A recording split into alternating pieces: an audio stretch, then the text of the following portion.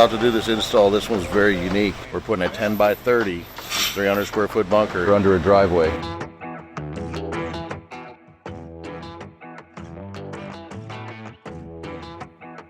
Right now, you see the truck's coming. It's got the mudroom, the bunker, the escape tunnel on it. The crane's going to come right behind it, so that bunker's going to come in and go past where our setting spot is. Then the crane's going to follow it in and lock it in there so that the bunker can back up to it. We can lift it and go. Once we get the crane set up, I've got to back this thing underneath it so I can pick it up and set it in the hole. So the driveway's gone. It's 15 feet down to that hole. This one has a whole set of challenges. We're in a residential area, and the crane is very tight. As you can see, neighborhood I think is 25 to 30 years old, so there's a lot of older trees that encompass the road, the streets, and to actually get the crane to where we can lift it and everything to get to where the outriggers don't land on something like a mailbox or somebody's driveway. It is very difficult, but we were able to find the right spot to where we can get it to rig the bunker correctly and set it in the hole. This crane that we're using, it's a 225 ton crane. There's not a lot of counterweight on it, so we only had to bring in one truck. It sits at a 160 ton as it's a 160 ton crane now, because the bunker we're going to lift is right around 30,000 pounds. So we're able to bring in one crane and one truck instead of a smaller crane and multiple trucks that would need more counterweight.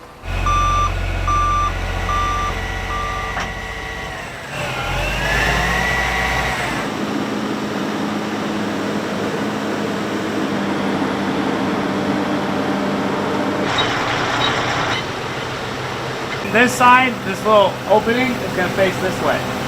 The door on the other side faces the garage. I'm going to get it up, get it kind of close to me. I'm going to take it up the tree, swing it over, get it down close to the ground, and I'll put it out there. Yep. All right, we're going to come up. Coming up.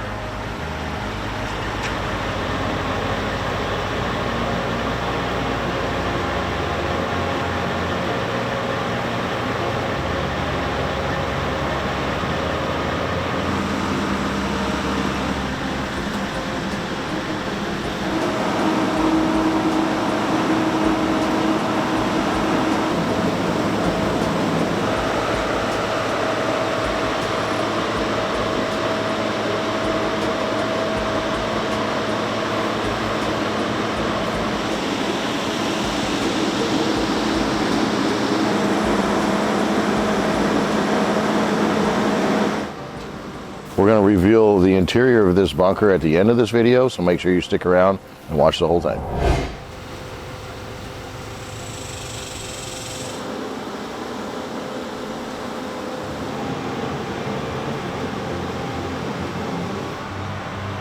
About half a foot and then they table down in the hole. I need to swing right. Yeah, just a little bit.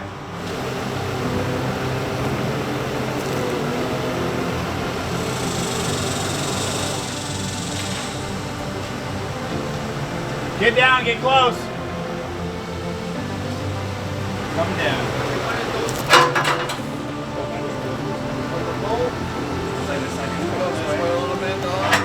Pull it back.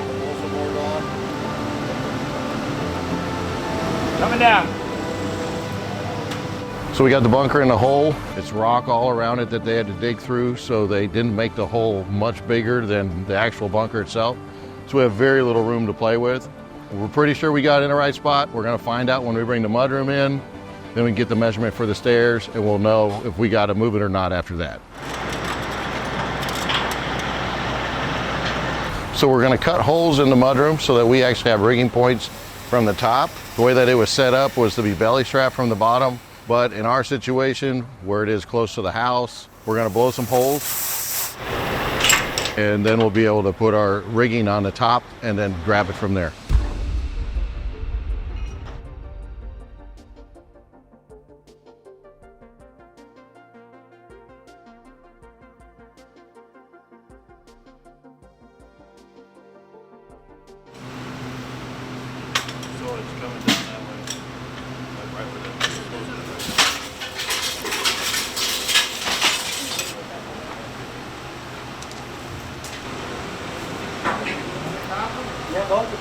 While trying to level out the mudroom to the bunker, we realized there was a problem.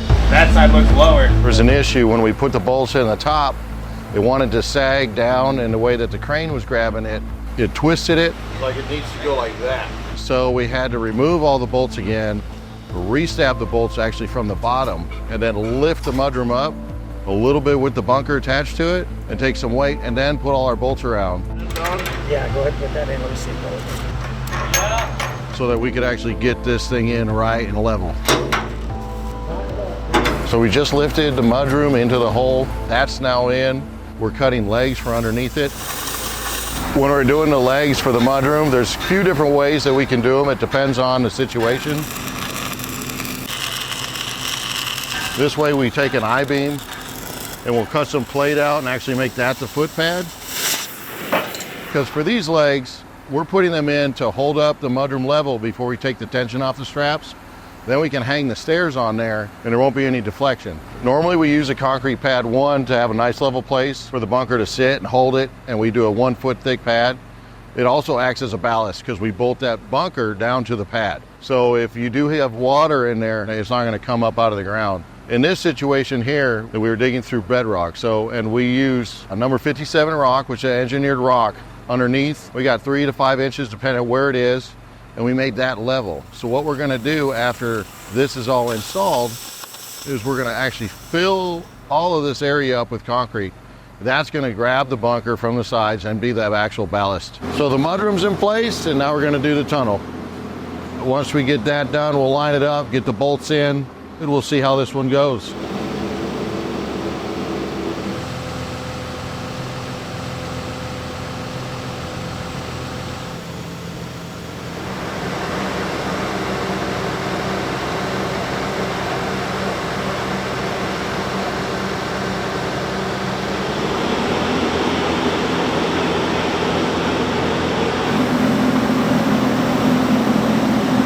If you've been wanting a bunker and you live in a residential neighborhood, you think you don't have enough room, this project right here proves that anything can be done. So if you were thinking about it, go ahead and give us a call and we'll be able to get it handled for you.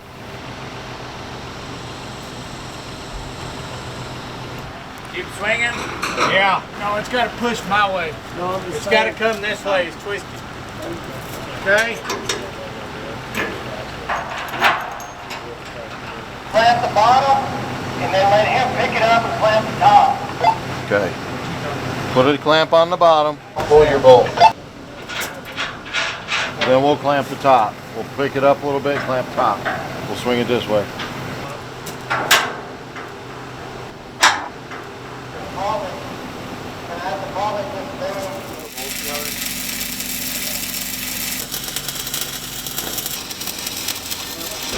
So now we're going to pick up the stairs and we're going to swing those way over the trees. It's probably the highest pick we got to do because there's another large tree in front of the house and it's got to go behind that in between the garage. We'll drop that down and kind of squeeze it in so it's underneath the garage and set it in, and hopefully everything lines out just right.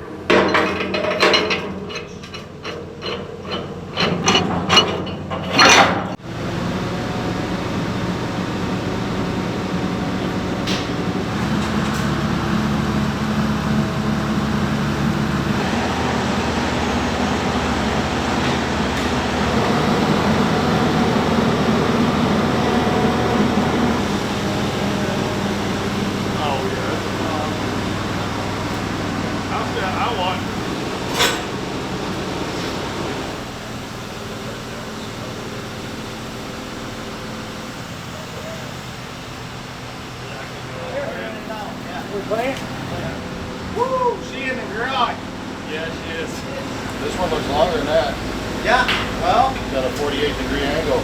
Once we got the stairs over in a spot, we realized that we're about 2 feet too long. 10 foot, 5.5. So we're gonna do some measuring on the bunker and the hole and see if we can move stuff over, scoot it over, maybe dig some stuff out a little deeper. It's gonna be difficult because there's rock, so we don't have a lot of room to play with. So we gotta do some measuring, figure out the stair length. Maybe we can cut off some of the stairs, move the bunker, and see what we can work out for today. Double up on the front, lift it up and try and cockeye it into that corner. pesky. So that way it gets past that little lip on the corner there and they can suck it out.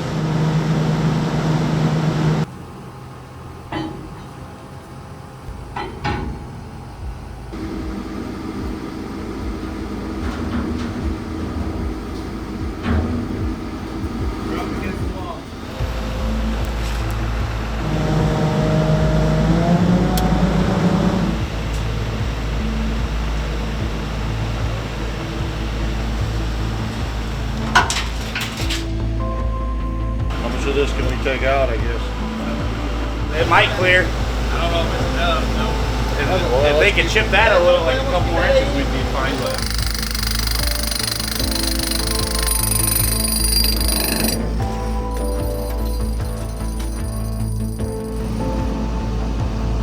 We really have to come up with a solution now. We're moving stuff as far away as we can to make as much room. And we're still within inches, but we don't think it's going to be enough. It's getting really close to the end of the day. Crane has restrictions on the road at nighttime because it is an oversized load. So we're going to have to send the stairs back and make a new set of stairs. And then we'll come back with a smaller crane and then set those new stairs. We're defeated on this one, and we got to send for a new part. And it's just one of those things that happens. But no matter what, at the end of the day, this bunker is going to be a perfect install, and it will last for hundreds of years to come.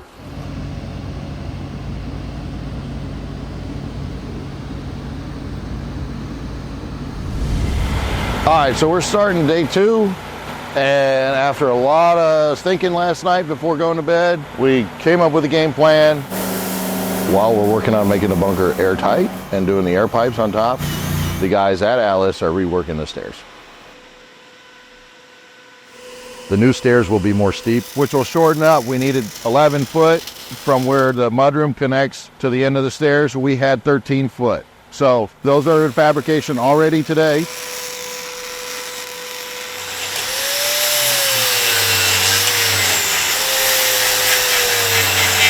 And while the guys at Atlas are remaking the stairs, we continue our work here on site. We're going to do all the weld out, all the pieces that we bolted on yesterday, the escape tunnel, we have the mudroom. We're going to go ahead and weld those out from the inside with a MIG. We're going to be doing the pipes for the air system. With this one being in a homeowners association, we have to route those and actually hide those so nobody can see them from the street.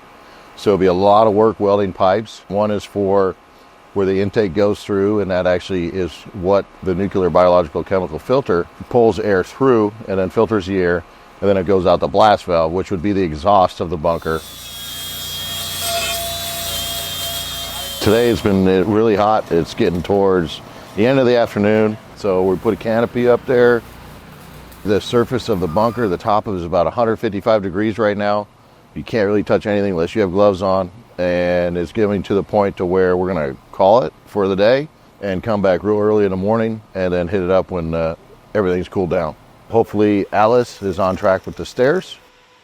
We really have one day left on this job, so it's really going to depend on them to make sure they get stairs done, and so we can get this all wrapped up and make the customer happy. All right, we're back on our third day here, probably final day for install.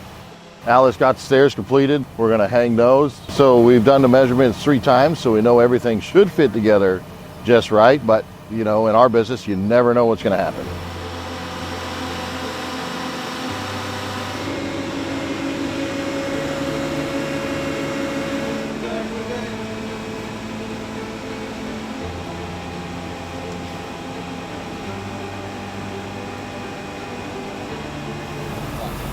All right, so we just got the stairs over in position. We're gonna level them out, get them all lined up.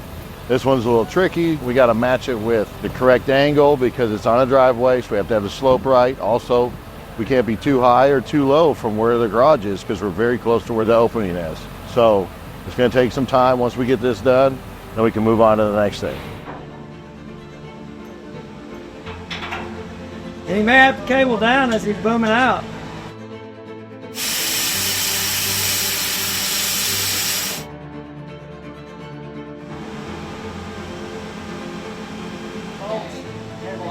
Thankfully, everything fits perfect now. we're wrapping up all of the final steps to this. So onto the air pipes. These are pretty cool because no other company does the air pipes that Atlas does. But first of all, they're 6-inch, they're Schedule 40, and they're all steel. The other companies use plastic, we use steel. We have galvanized candy canes that actually the pipe comes up, comes back down, and then there's expanded metal on the bottom. That's what's exposed to the elements.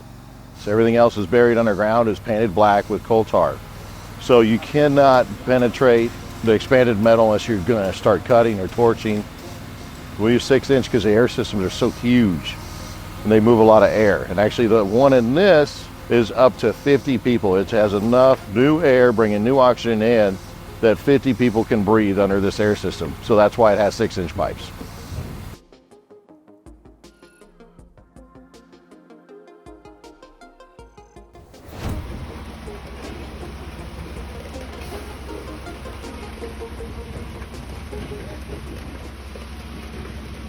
So this is the actual finished driveway after they put in a bunker, a 10 by 30. This literally as big as the driveway. I mean, this is where you're talking about you put 10 pounds of poo-poo in a 10-pound bag. Literally this happened here. And then over here, because they didn't want to go in the garage, this is the hatch, and then these are the 2 air pipes, and then the bushes will grow back around this. So when everything is said and done, you know what? Nobody will be the wiser. But he does have a hatch in the middle of the driveway, and he can access it really quick and easy.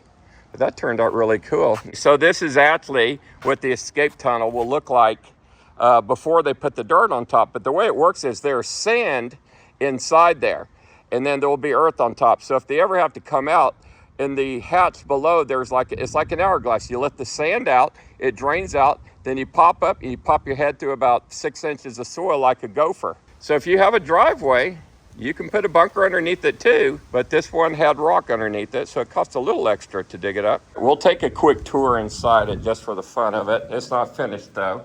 All right, so they still got to come back and do some painting, but you see how this hallway comes down and it zigzags? That will attenuate gamma radiation. Instead of going straight down, it zigzags.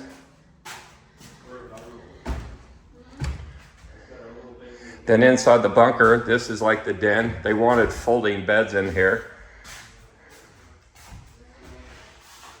Have a kitchen. One private bedroom. 8-foot ceilings, underfloor storage, built-in water tanks.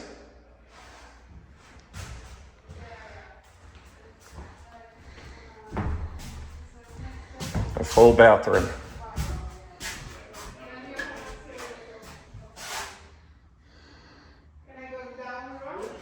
Sure, this is the panel that accesses the plumbing. Final thing that we're going to do today is have a walkthrough with the homeowner. Once that they're satisfied with everything, we show them how to use everything, and that's it. We're on to the next one.